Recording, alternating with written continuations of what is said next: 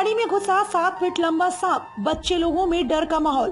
कोरबा के दादर खुर्द में एक आंगनबाड़ी में उस समय अफरा तफरी का माहौल बन गया जब पढ़ते हुए बच्चों के बीच सांप घुस गया। बच्चे कुछ समझ पाती, सब तरफ चीख पुकार मच गया। बच्चों को पढ़ा रही शिक्षिका खुद भी डर से कांप गई, जिसके बाद तुरंत बच्चों को बाहर जाने के लिए बोला। शिक्षिका ने तुरंत दादर खुर्द के जनप्रतिनिधि अरुण यादव को जानकारी दी, जिसके बाद अरुण यादव ने तुरंत स्नेक रेस्क्यू टीम के प्रमुख जितेंद्र सारथी को सूचना दी। बिना देरी किए जितेंद्र सारथी वहां पहुंचे, सांप का रेस्क्यू ऑपरेशन चालू किया, जो एक दीवार में घुसा था। दीवार तोड़ने के बाद उसको निकाला, जो कि धामन प्रजाति का निकला, जो करीब 7 फीट लंबा था, जिसको देखकर सब डर के कांप गए।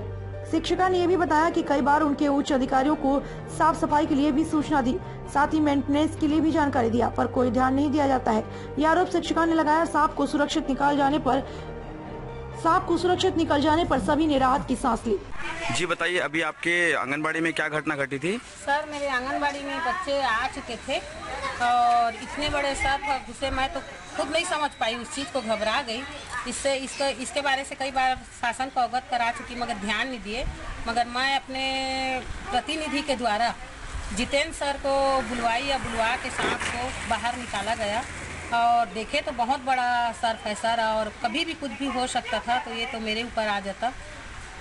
अधिकारियों तो अपने ऊपर नहीं लेते, तो इसके लिए मैं बहुत बहुत धन्यवाद सर आपका, जो आए और काम को सफल किया। सर बताएंगे आपको क्या जानकारी मिली थी? ये जैसे कि मेरे को जानकारी मिली थी, मैं ट्रांसपोर्ट नगर में था और मेरे को जानकारी मिली कि दादर में आंगनबाड़ी केंद्र है। उस आंगनबाड़ी केंद्र में एक सांप देखा गया था, जहां सुबह का समय था और सुबह सारे बच्चे पढ़ाई अपने कर रहे थे, जिसमें वहां की मैडम ने, यहाँ के प्रतिनिधि जो अरुण यादव भी हैं, उनके माध्यम से मुझे फ़ोन लगवाया और उनको जानकारी दी कि सांप उनके आंगनबाड़ी केंद्र में है। तो मैंने बिना देरी किए हुए पहुंचा, क्योंकि वो बच्चे लोगों का विषय था, हो सकता था जहरीला हो या फिर बिना जहर। हालांकि ये वो रेस्क्यू करने के बाद ये समझ में आया कि वो बिना जहर वाला सांप था। राइट स्नैक जिसको बोलते हैं और हिंदी में दामन बोलते हैं, दमना बोलते हैं, वही था।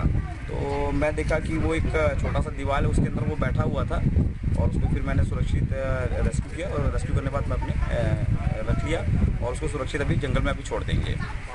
जी ठीक।